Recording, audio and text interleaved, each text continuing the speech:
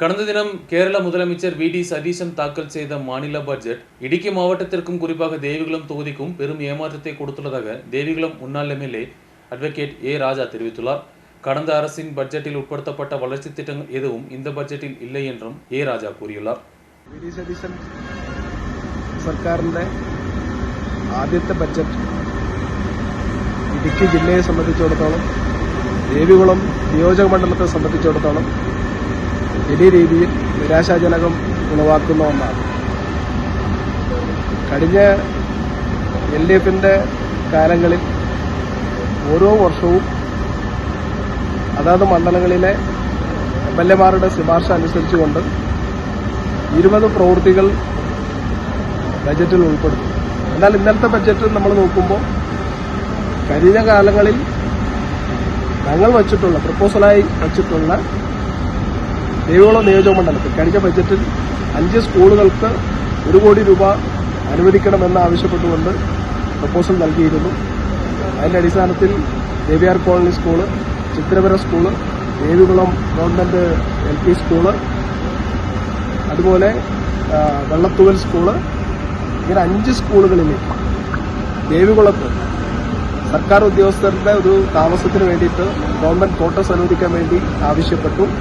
5 കോടി രൂപ അന്ന് അനുവദിച്ചിരുന്നു.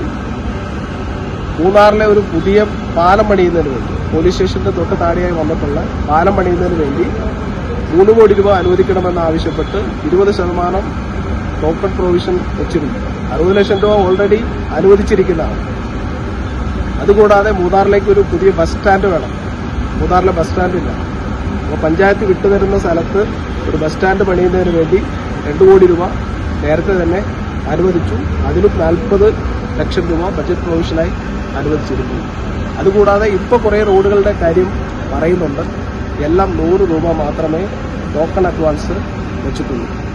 ഇതെല്ലാം ടോക്കൺ അഡ്വാൻസ് വെച്ചിരിക്കുന്ന ഒരു പ്രവൃത്തിയും നടക്കത്തില്ല. മിനിമം 20% വെച്ചാൽ മാത്രമേ ആ പണികളെല്ലാം നടന്നു പോകുള്ളൂ. ഇടുക്കി ജില്ലയെ സംബന്ധിച്ചിടത്തോളം ഇടുക്കി പാക്കേജ് ബഹിഷ്കരിക്കുമെന്ന് പറഞ്ഞിരിക്കുന്നു. പുതിയ രീതിയിൽ പരിഷ്കരിച്ചുകൊണ്ട് മാറ്റങ്ങൾ വരുത്തുമെന്ന് പറഞ്ഞു. എത്ര തുകയാണ് അനുവദിച്ചു എന്നുള്ള കാര്യം ഈ ബജറ്റിൽ അറിയിച്ചിട്ടില്ല. ഇപ്പോൾ കേരളത്തിൽ ജനങ്ങൾക്ക് കിട്ടിക്കൊണ്ടിരുന്ന പെൻഷൻ തുക ആദ്യത്തെ ബഡ്ജറ്റിൽ തന്നെ 3000 കോടി രൂപ ആണ്. 3000 രൂപയായി ഉയർത്തുമെന്നാണ് வி.டி. സതീശന്റെ സർക്കാർ അധികാരത്തിന് മുമ്പ് പറഞ്ഞത്. 1 രൂപ പെൻഷൻ തുക വർദ്ധിപ്പിക്കാൻ തയ്യാറായിട്ടില്ല. സ്ത്രീകൾക്ക്, വീട്ടമ്മമാരായിട്ടുള്ള ആളുകൾക്ക് കേരളത്തിൽ ഓരോ മാസവും 1000 രൂപ കൊടുക്കുന്ന പദ്ധതി ഈ ഗവൺമെന്റ് തുടക്കം കുറിച്ച് പല ആളുകളുടെ കയ്യിലും മാസങ്ങളായി കിട്ടിക്കൊണ്ടിരുന്നു. അതിനെക്കുറിച്ച് ഒരു പരാമർശം ഇല്ല. ഇപ്പോൾ ഉണ്ടായിട്ടുള്ള പദ്ധതികളെ അട്ടിമറിക്കുന്ന ഒരു ബഡ്ജറ്റായിട്ടാണ് കേരളത്തിലെ ഇന്നലത്തെ UDFന്റെ ഗവൺമെന്റിന്റെ ബഡ്ജറ്റ് മാറിയിട്ടുള്ളത്.